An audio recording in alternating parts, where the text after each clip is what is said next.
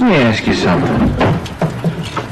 When you come in on Monday and you're not feeling real well, does anyone ever say to you, sounds like someone has a case of the Mondays? No. No, man. I believe you get your ass kicked saying something like that, man. And it's cool to like write something, think it sucks for a while. Next time you meet me in Gate City. Oh, Cody Pope. I know Cody Pope. I see the shirt. I see it. Our friend is Cody and we not having a good day. Smack dab in the middle of all that. Beautifully said, and I love that you said when you have a microphone, and we were able to do it. It's about you showing up.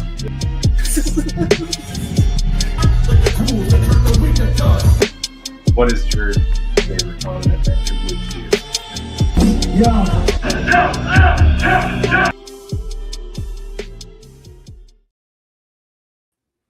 What up, world? Welcome back to another episode of Cody Central. I'm excited to have you guys here. Welcome back. Welcome home. Welcome for the first time. If it is your first time, just know that every night here is a little bit different, but nevertheless, we always have ourselves a wild time. So thank you for sharing your time with us, and let's lock in. As I mentioned before, I am your host, Cody Pope, and I would love to introduce you to my co-host, Danny Dimes. What's up, everybody? As always, if you're tuned in from YouTube, thank you. And please make sure to like the video, subscribe to the channel, and drop a comment to let us know where you're watching from.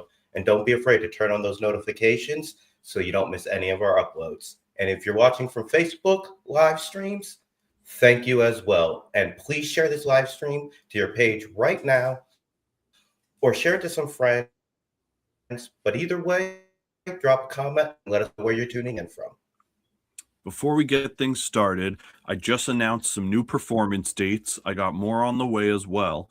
But right now, you can check me out March 22nd at the Cantab Lounge in Cambridge, Massachusetts, March 29th at the Shaskeen in Manchester, New Hampshire, April 4th at Phoenix Rising in Northampton, Massachusetts, April 16th at Green Door Studio in Burlington, Vermont, and April 23rd at Troop in Providence, Rhode Island. To get tickets, more info on dates, videos, anything that you could possibly be looking for, you can find everything at www.cody-pope.com. Then I stopped too late. How could I be so selfish? Do this. Lost on in the state like inventory of dead ends. I miss whom I can't memories of my dead friends.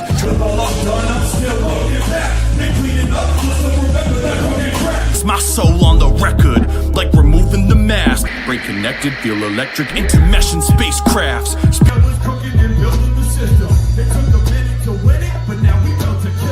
Then I opened up and I looked again, saw the sound like it's the base of my friend.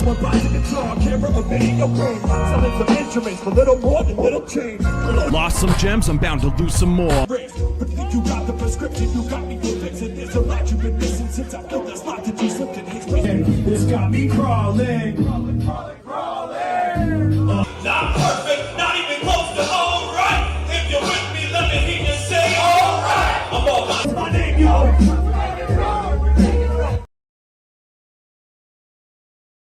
Excited to get back on the road this year. Thank you to everybody that's been supporting the new website overhaul. Thank you to everybody that's been supporting the podcast. And thank you to everybody that's just been holding me down. I haven't played a show in 3 or 4 months now. So this next run of shows, it'll be exciting to get back out there, do some old joints, some new joints. And let's keep things hip hop. We got a really special guest tonight. Hopefully you guys saw the thumbnail or read about it. But if not, first things first, the chat is officially open for Q&A as long as we're live tonight. So any questions that you guys have for our guest or the panel, drop them in the chat. We're going to pick our favorite ones, throw them on screen, and make sure that we get them answered. Tonight's guest is an MC who has been working hard for quite some time and representing Gate City Hip Hop in all sorts of places on the map. He's a young MC with a versatile catalog. Catch his next hometown performance on March 20th at The Spot in Nashua, New Hampshire. Please welcome our friend, Hope the Rapper. Yo. How you doing, bro? Yo. Thanks for coming on the show tonight, man. It's great to have you. Can y'all, Cody? Can you hear me? Yep, loud and clear. We got you. I can't hear you, anything. I could hear Danny, but I can't hear Cody for some reason. Well, that's no bueno. Yeah, that's not good. You can't hear me at all? All right. Guess we'll have to see what happens with that. Oh, just shifted perspective. Oh, just lost you entirely. And you're back. It's the remix. Mm-hmm.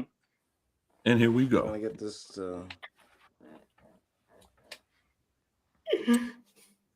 So we got Hope the Rapper here with us, Yeah. one of Nashua, New Hampshire's finest. Let me try to use my phone. All right, I guess we're gonna give Hope a moment to do his thing and get back on here. The beauty of doing a live. I'm gonna hop off and hop back on. Sounds good. Beauty of doing a remote show like this.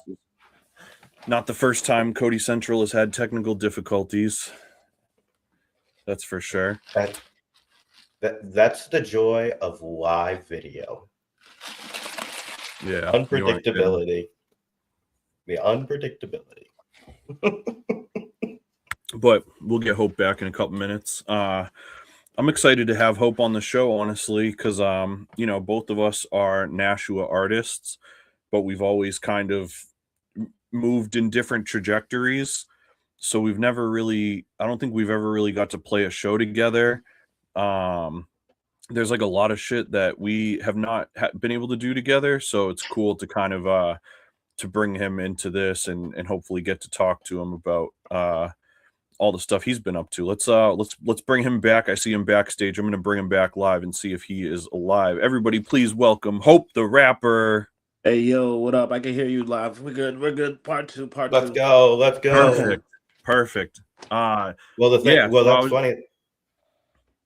That was funny that you just said that, but we still got to get you guys to play a show together. I know. That's what I was just saying. Because technically, you're not playing with them on the 20th.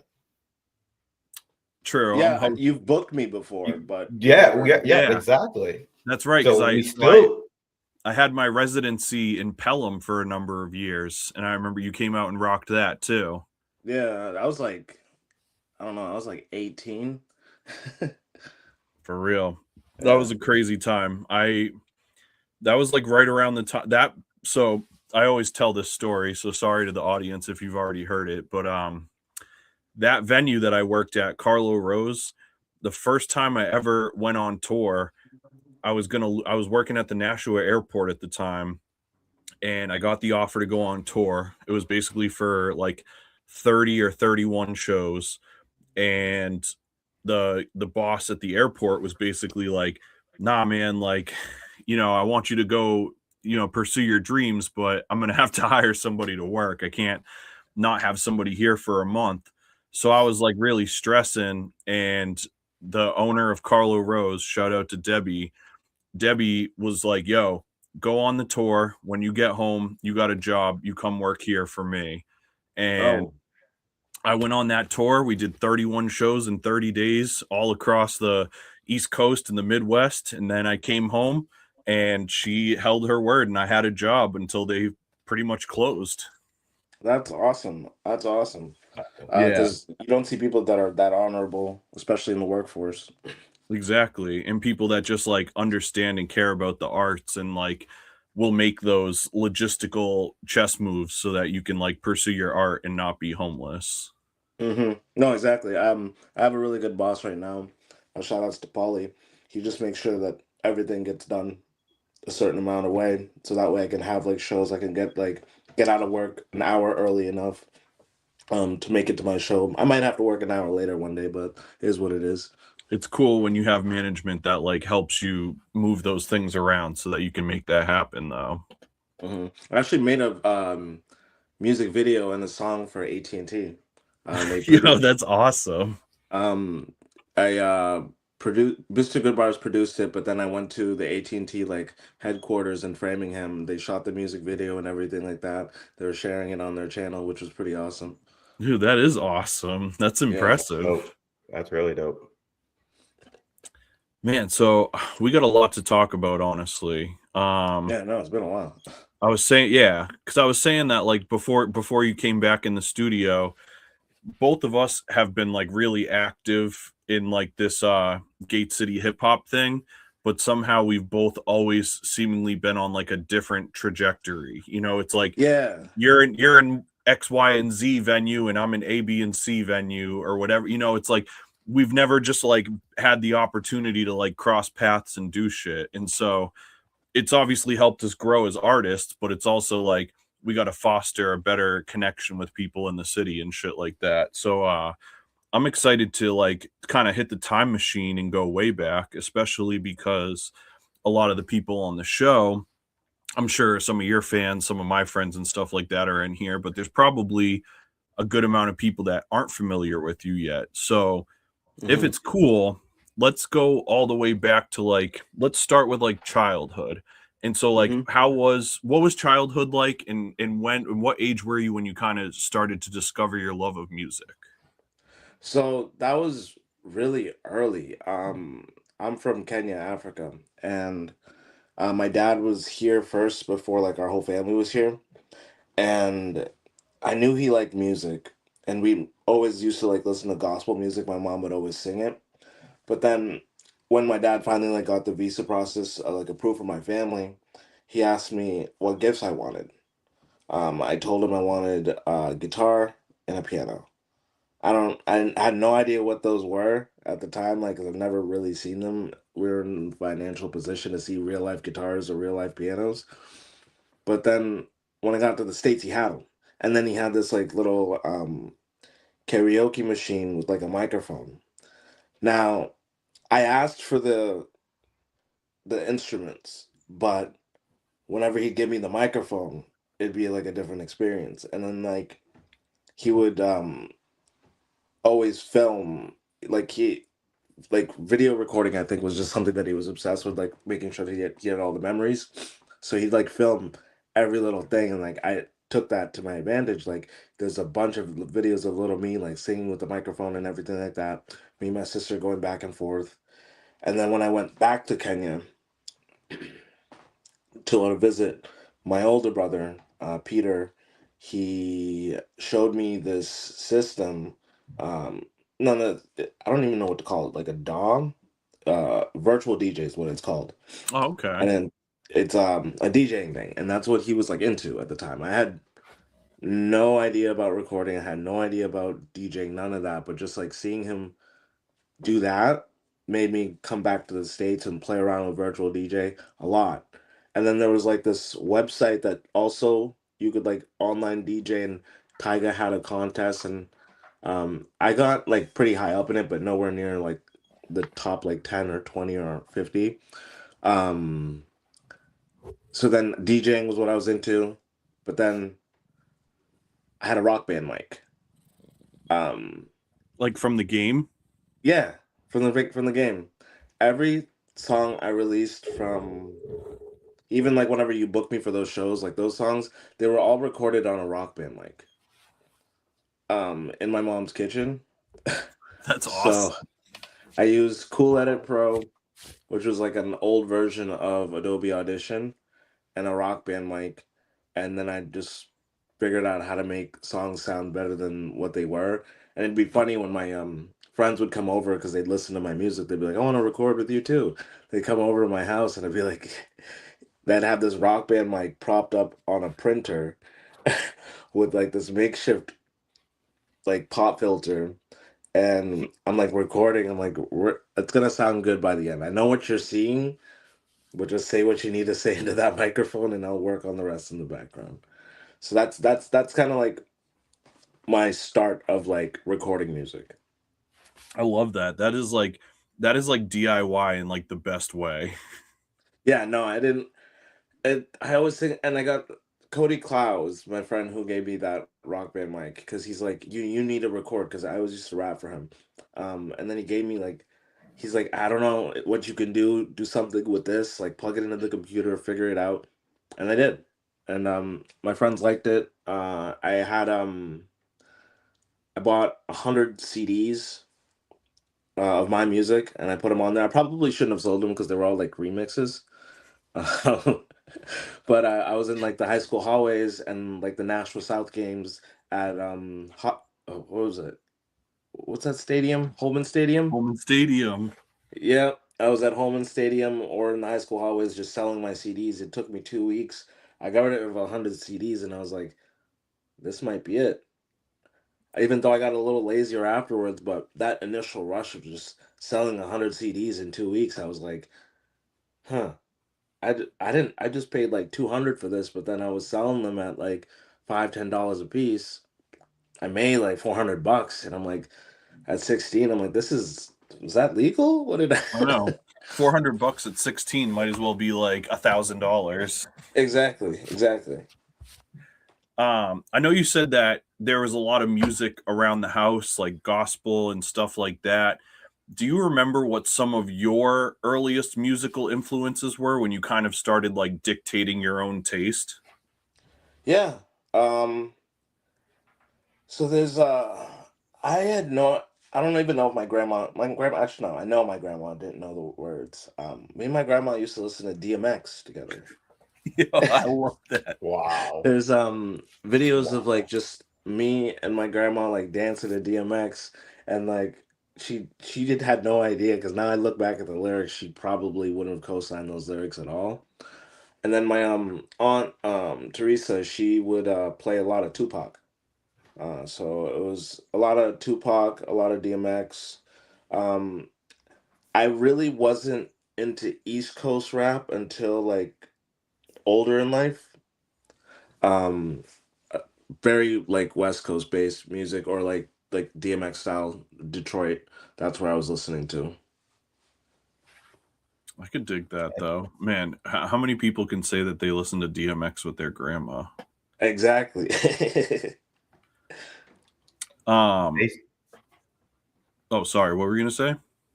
No, I was just gonna ask, like, based on like that as like your early inspiration, I'm kind of curious as like what would your like nowadays inspiration be?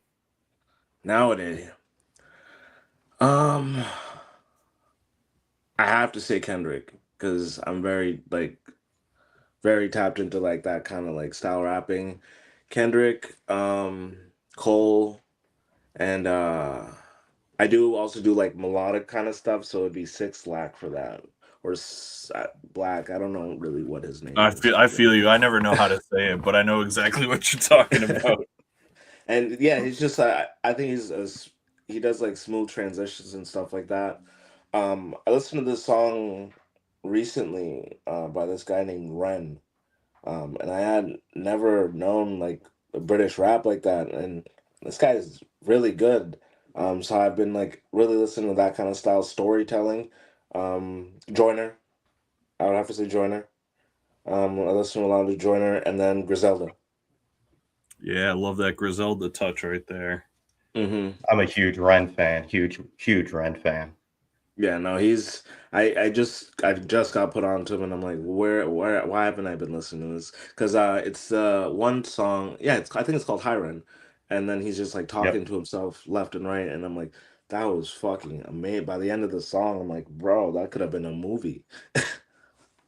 Yeah, I think Danny, I think you actually introduced me to that because I was like thinking about where I heard it, and I was like, oh yeah, I remember this motherfucker had me like pulling them up on YouTube and shit.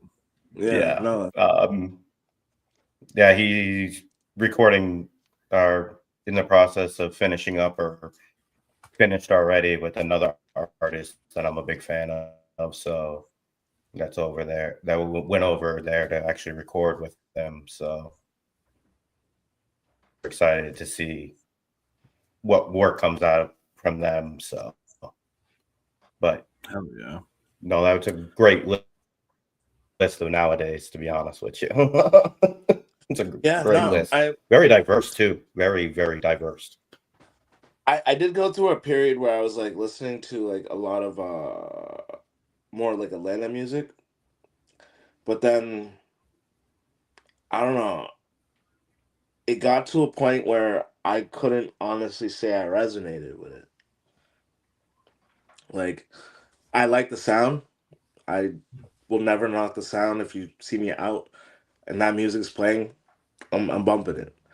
But am I taking the time to learn the lyrics? Am I listening to in my free time?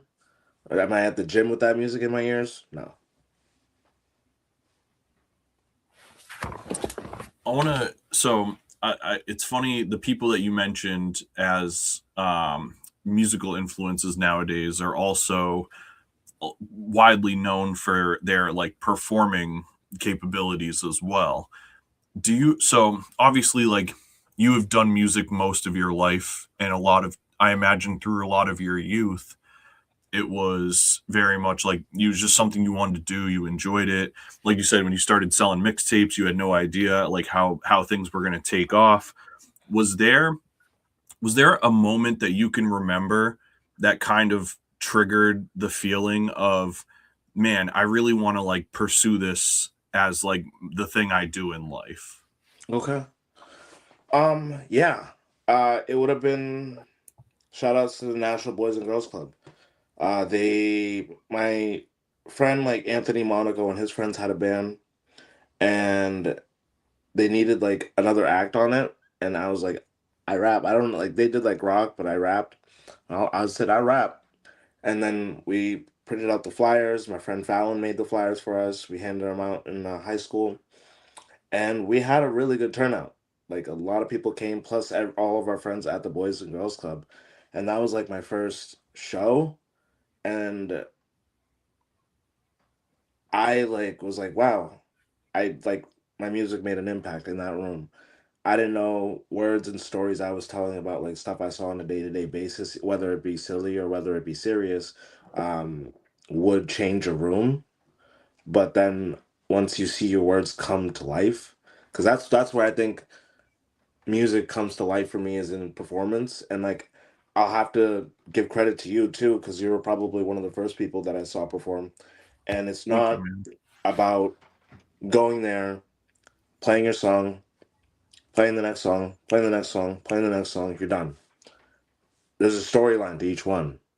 Like, there's a reason why I played that song first. There's a reason why I ended with this song. And those songs were in the middle for a reason. And like I just think making your words come to life and realizing like you're writing the storyline of your book and sharing that can help other people is what helped me want to stick to it. I love that. I love that you said the thing about the order of the way that you're like performing stuff too, because I take sequencing as such a big deal, whether it comes to like album sequencing or sequencing for a live show. But playing the choice of songs that you pick for a show is almost equal to the space in between those songs, Mm-hmm. because depending on what happens in between those songs, you either keep everybody pulled in or you give people a chance to walk away and you lose what you just spent the last 3 minutes trying to build up and connect with them. And I don't think a lot of people think about that. I think kind of like what you said, a lot of people, they put the set list together and they want to play the bangers. And Yeah. I get it, but it's like, it's a weird way to say this probably, but this shit that we do is a lot like theater, where it's like Mm-hmm. when you go to see a play in theater, it's been choreographed and there's people behind the scenes that are setting lights and changing curtains and setting music cues. And all of that is to keep that story and that narrative in frame. And so to have the state of mind to do that with your performances, I think will already set you kind of like a step above your peers. Exactly, exactly. Because it's like by the end they feel like they know a part of you, and that part of you might have to do with the part of them, and then that's what makes them want to follow. Because then they're like, maybe he knows other parts that I haven't figured out. creates a narrative. Right.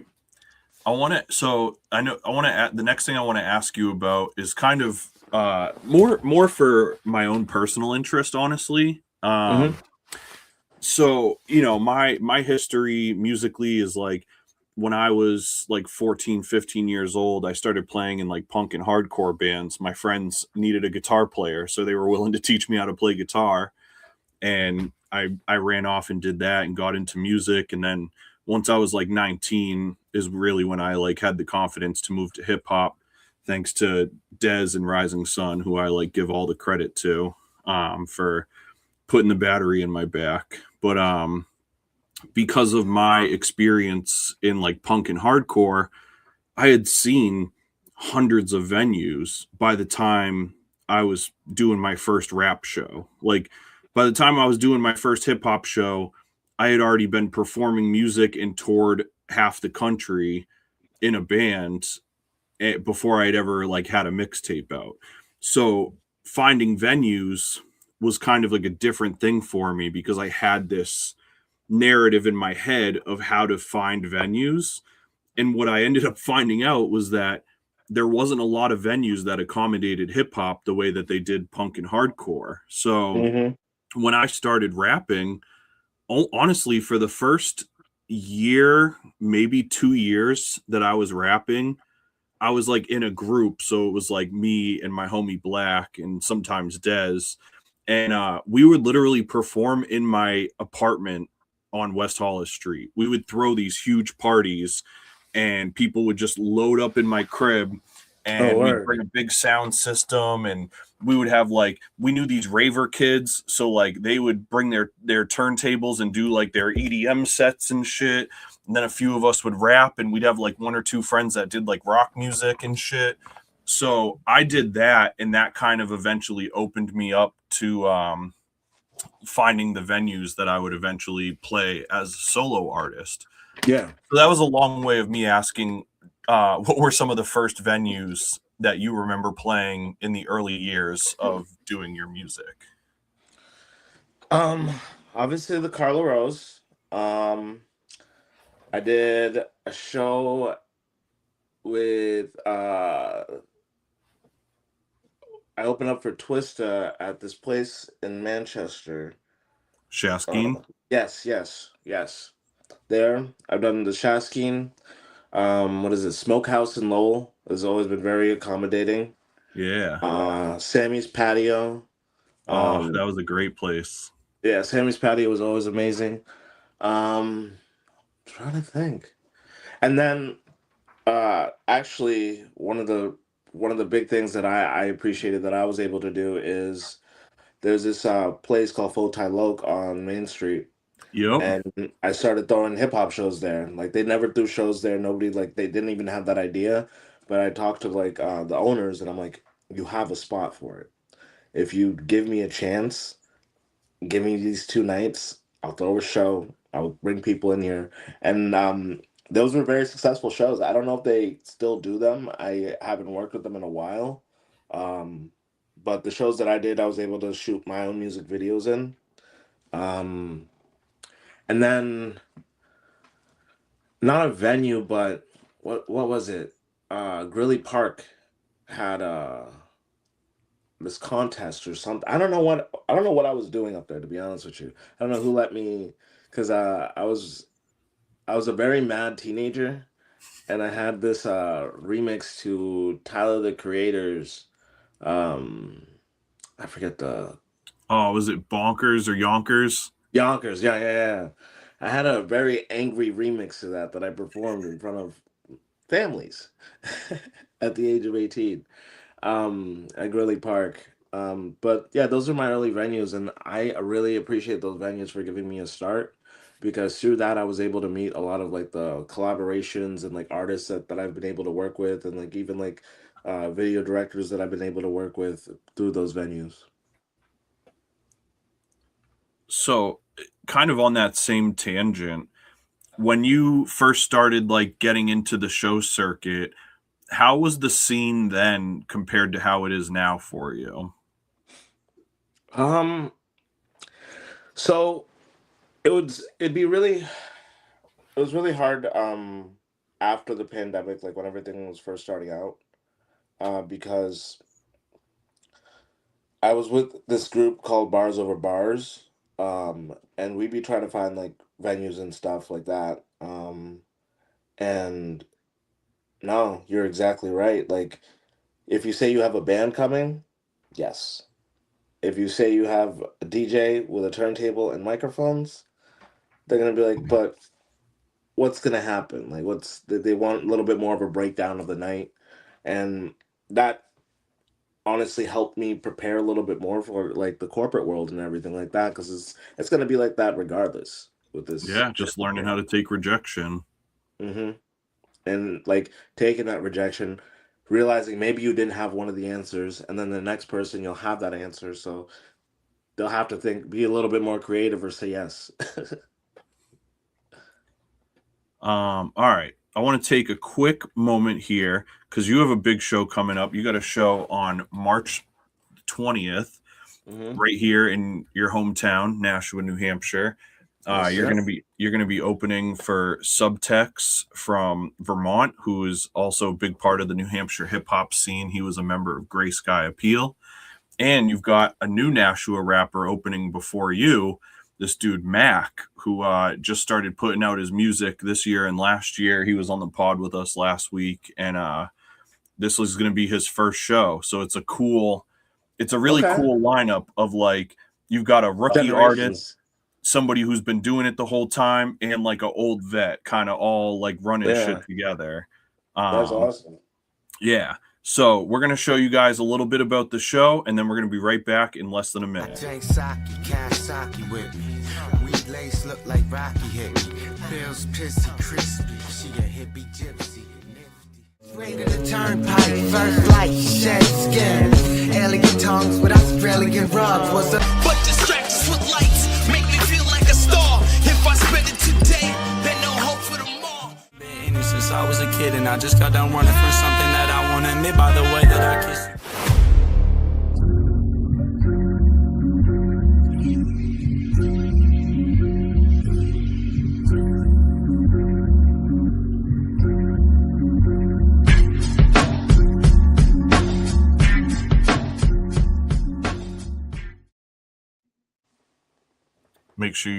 Make sure you guys get those tickets to see Hope the Rapper on March 20th at the Spot Mm-hmm. in downtown Nashua, New Hampshire. Nothing like a Gate City hip hop affair. Yep. So I want to ask you like two more questions about like your music career proper, and then we've got a couple fun ones to ask you. First thing I want to ask you is after you kind of like get your shows going this year and get the actually I don't even know what you have going on yet, so I shouldn't even assume. What are some of your goals for 2026? Do you have anything that's like cooking right now that you're hoping to set in motion before the year is out? I have a song coming out. It's already produced and everything like that. It's with Charlie Clips from Wild 'N Out, probably one of the best battle rappers. Yep. He gave me a really good verse for a very good price. I've already been able to listen to the song and everything like that. I have the file just sitting there. But that's gonna come with timing. I want these shows to start building a buzz. I have a song release with Millsy and Trizzo from Lowell. That should be coming out. One Eye Visuals is gonna be recording the video on that. So that's gonna be like one of the first like visual things that I do. I have this other song called Colors with Christian Moreno. It's like a cover that we've done. It's that song has carried me a long way. I've actually been just like pausing since I've like had that song produced. Since we've had it, we've been on NHPR with that song. He's gotten that song in front of a lot of good faces through that song. He's been able to work with recycled percussions. Like we're just that one song when we play it for people is just people are like, okay, you two need to do something with that song. But we want to make sure that it's proper. So the video it's like it's gonna take a little bit more effort into. So once I get like those four visuals that I'm working on, I have already a mixtape album that I want to release, but I've been in the process of stripping all my stuff from the distributor platforms. I want to go straight to consumer. Um, I saw the numbers I was doing. What maybe like because I did pay for like promotions through like the platforms themselves, not like third party websites. I saw the numbers that they were doing, and I'm like, even let's say I even got like a third of this, like as a dollar, or $2, because you're not making even a dollar off like a sale. I would have made good, not good money like crazy. It's quit my job money. I would have made, let's stay consistent on this and build it. It would have built a different drive in me money. Yeah. So just want to keep progressing that way, using the work that I have right now. And in the background of all that, I just bought a whole new Mac setup. So I'm learning all the production stuff. I do go to a studio, Big Dog Studios in Lowell, where I get produced by Millsy and Chaz. And they take care of me. A lot of my music's done by them. If it's not good bars, sometimes he takes care of me. But the way that I think I'm gonna build this is to first start with like the shows, start connecting with the crowd, then getting my material to that crowd, then getting my material online, and then growing from there. I like that. I dig the direct to consumer approach. That's very much been a part of the Hellhound model, and so I think that is the way that we best serve our audiences these days. Instead of making them jump through hoops on all of our different social platforms and all this kind of shit. Just go on this website, get it. Here it is. Yep. It's like I tell people all. That's why I play that video at the top of the show. I'm like, just go to cody-pope.com. It's all there. You need tickets, you need music videos, you need reviews, whatever. Just go to a central hub. Don't chase me through social media because you'll have a way tougher time. You just mentioned something about getting a new Mac, so I don't know if maybe your answer to this has changed, but I wanted to ask you what your kind of like recording process is like. Like, I don't know if you have like a traditional way that you like to approach putting your new music together. So a lot of my music I write in the car driving to and from work.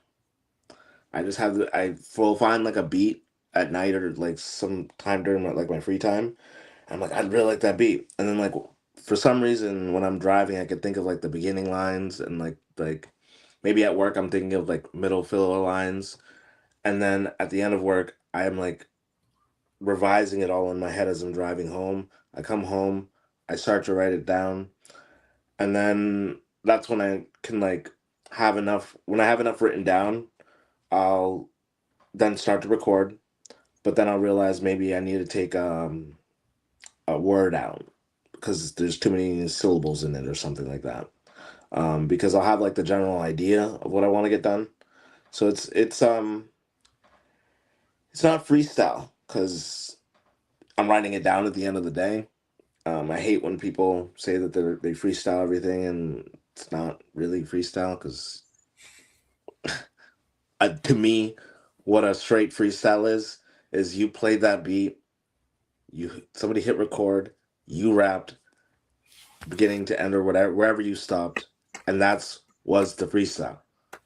Thank you. If you can like, and I have no problem. Don't get me wrong, I have no problem with cutting in and out. Like if like because I've done that too. Absolutely. We all have like bars in the bank. Yeah, if I'm lazy, I'll just like record like 4 lines at a time, 3 lines at a time. If not even lazy, if I just want to record that way that time, but I won't drop that and say it's a freestyle. Exactly, dude. It's so funny you say that. I had this incident one time, not an incident, that sounds bad, but I had this situation one time. I was invited to go down to a radio show. So, and I was with Byron at the time. So Byron and I drove down to Providence to go on this radio show. And the whole thing that they do is that you freestyle at the top of the show. And then afterwards they do the little interview thing. So I was just like, I was like flexing my freestyle muscles on the drive down, like just playing beats and just trying, because I'm not like, freestyling is not my thing. I'm not the guy that like goes up in the cipher and gets it going and shit. Like I like writing. That is my speed. So freestyling is really like on some sportsmanship shit. And so like a radio thing is kind of like, all right, these people don't know me, so I got to show them that I can rap. And if I rap well, then they'll take an interest in my catalog and shit. And I went down there and they were like, yo, what beat do you want? And I was like, I'm not sure. I was like, you got like a Pete Rock beat or something? And they were like, yo, you don't have like a joint picked out? And I was like, no, I thought you guys were just gonna like play some shit. You know, I was expecting like Five Fingers of Death kind of shit. Yeah. And they were just like, all right, man, they found a beat.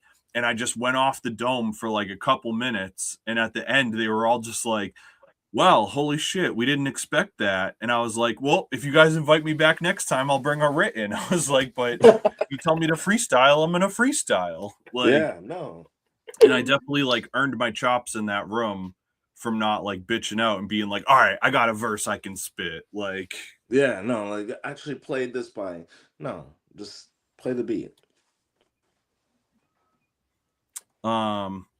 All right, so a couple fun questions, and then we'll let you go because we definitely appreciate you hanging out with us tonight. What is your favorite concert that you've ever attended? Favorite concert that I've ever attended.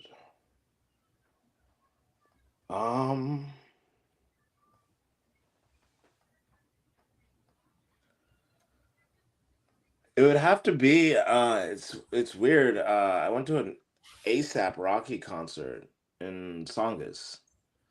And he brought out like ASAP brought out, I think Joey Badass was there. It was like a crazy mixture of like a lot of like that era of music people all in one building. So that was the craziest show that I've ever gotten to attend. That is wild. That's a hell of, that's such a good blog era rap show. Like, Yeah. you know, that like the height of Rap Radar and Two Dope Boys and Hip Hop DX and all that. Like that, like all them cats were like in their prime. What a good show that must have been. No, that was an amazing show. And like just Joey Badass was like, I think 1999 was a lot of my big influence of like, I'm gonna really rap. Like we got this other 16 or whatever year old kid just around my age or 2-3 years older than me. He's killing it. I gotta get my own 1999 done. It's kind of crazy. Like with all the names that you've thrown out, from like your early influences to now influences to the concert, with all the crazy names and like the people that you've thrown out of anybody, like if you had a dream collab, who would you pick? Dream collab. The Clips.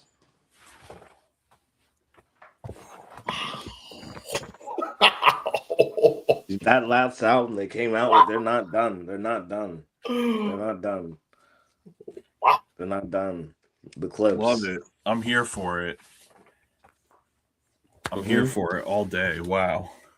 Because like no malice on that last album.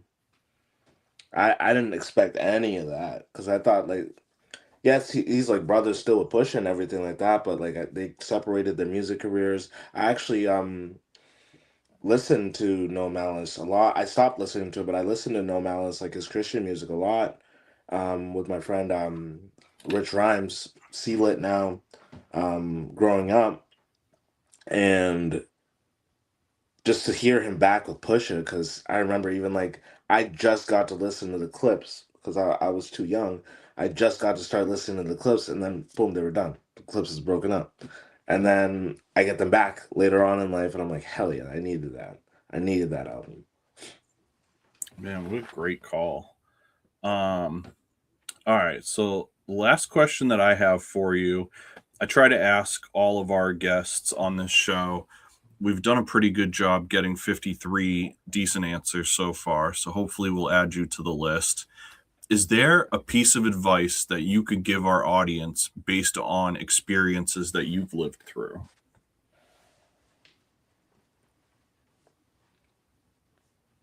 Yeah. Invest in yourself and not in others. Like, watch where you're putting your money.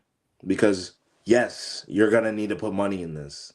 You're going to need to spend. You will have to buy that equipment. You will have to buy that course. But buy the course and don't keep buying somebody to do it for you. You will discourage yourself by pouring money into this, and you keep giving it to your friends. You keep giving it to this person online that's going to give you this many views. You keep doing it all that whenever you're could just go to college and take a marketing class. It doesn't cost that much. You could buy a Mac. It's $600. Buy a monitor. That will, if you do the math of how much money you spend in a studio over a year, you just basically pay for 1 year and you have it forever, or for until Apple stops updating that device, unless you had a Windows one. um, but you have to invest in yourself and not in others. And once you learn what investing in yourself is, don't be scared to invest in yourself. I like that. I can dig that, dude. Great answer. Yeah.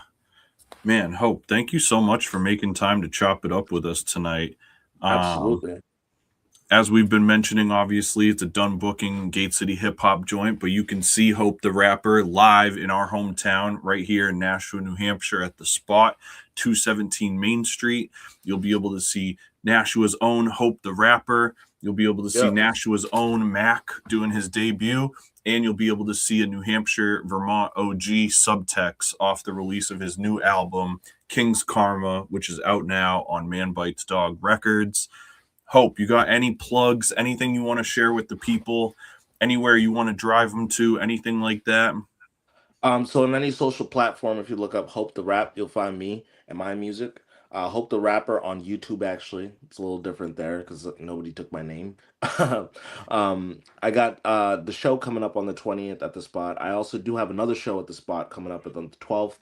And this year, I would just say watch out for the drops. I'm staying quiet about the drops because of the magnitude of them, and I just want to have the marketing budget saved up before I drop them. But once they do drop, they will be in front of your faces because I'll make sure of that. Love that, dude. Just got to say this. Go check out the YouTube, Hope the Rapper. Go check out Cushman and Fourth and Goal.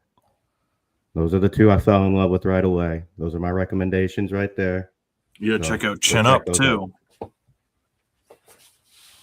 Yeah, I love Chin Up. Chin Up, that music video was amazing because I shot that in New York, and there were these group of kids that I like. There's a whole nother clip I just have in my phone, and I got to rap it for them, and it like really connected with them. I've always seen those videos on YouTube and stuff like that of like walking up to groups of kids and rapping, and that's the first time I ever did it, and it felt amazing. It was amazing. The angle was just weird. That's why I never released it, but I want to go to New York and do that again. Dude, you should. That video came out great, dude. Absolutely. Shout outs to One Eye Visuals. Hell yeah. Shout out to One Eyed Visuals. Shout out to Hope the Rapper, man. Thank you so much for being here with us tonight. We can't wait to see you on March 20th. It's going to be awesome. Make sure you guys go follow him on all platforms. Thank you for being with us tonight, man. Much love. Peace, love, hip hop. That was a great one, Danny. I had a blast, man. How about you? Always, man. Always a great time. Just building me up for next week, bro. I know. I'm super excited for next week. It's crazy that it's coming up that fast. Make sure you guys can get pre-sale tickets for just $5 if you get them ahead of time. If you wait until the day of the show, it's $10. So go right now, hellhoundpublishing.com/tickets. Get your ticket now, lock it in, write it on your dry erase calendar on your fridge, put an alarm in your phone, whatever you got to do. We're trying to make Gate City Hip Hop joints happen again. It takes us to make them happen. It takes you guys to be there to help make them happen. I'm not rapping. I'm just putting this show together with really dope rappers. If this goes well, we'll be able to try and do this more often. But it all depends on if you guys want to see this shit happen or not. I was going to say, you're going to be there hosting. I'm going to be there shooting. So we're all going to be hanging out. We're going to have a good time. We're going to have good music. I mean, $5. Come and hang out with us. It's going to be a great time. Absolutely. And before we get out of here, we just want to remind you guys, we have another podcast that we do every week as well, Hellhound Film Club.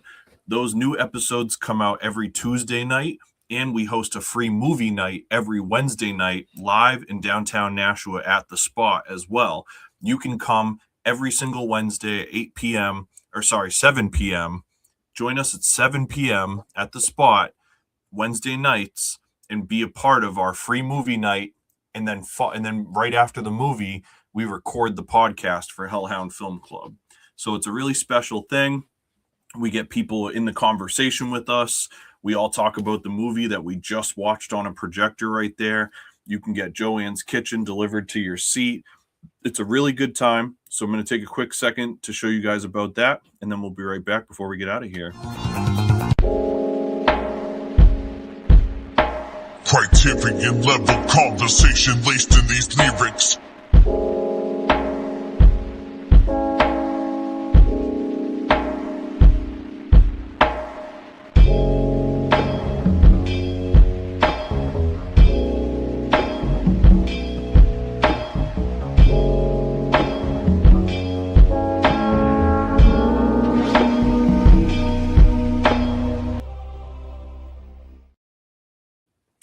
So hopefully you guys have had a chance to check out some of those. And if not, definitely get involved. Hellhound Film Club is a special show. It's something that I've been trying to get off the ground for years.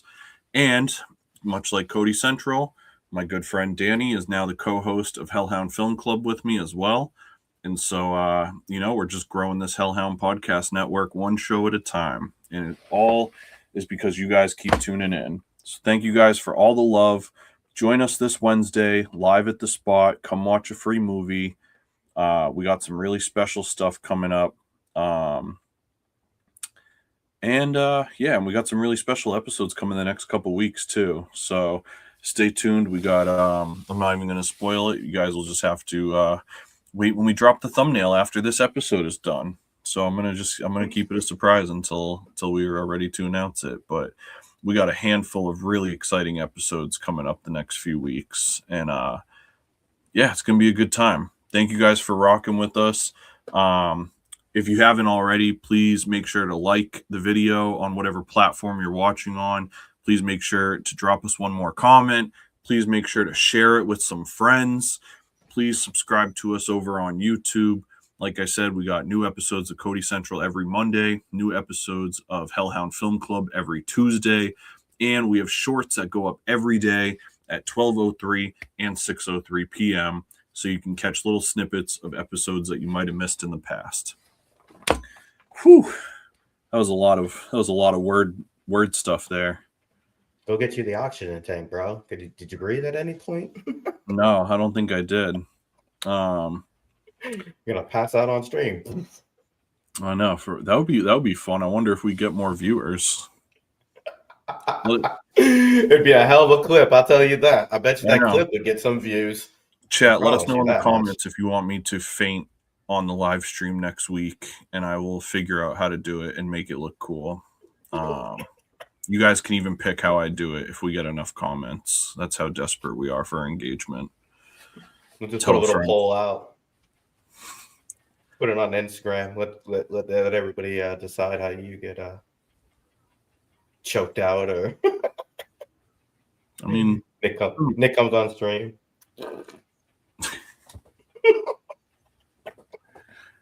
All right, guys, we're out of here. We love you guys. Join us on Patreon for bonus content. Patreon.com/Hellhound Publishing.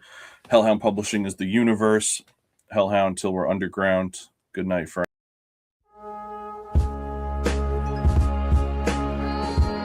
Cody Central is written and produced by Cody Pope for Hellhound Publishing. If If you'd like to sponsor the program and have your brand, podcast, or service featured, learn more about that today at www.heliumpublishing.com/Cody-Central. Additional ways to support the program include purchasing music, joining our Patreon for exclusive content, or simply donating at any of the links available in the QR codes above.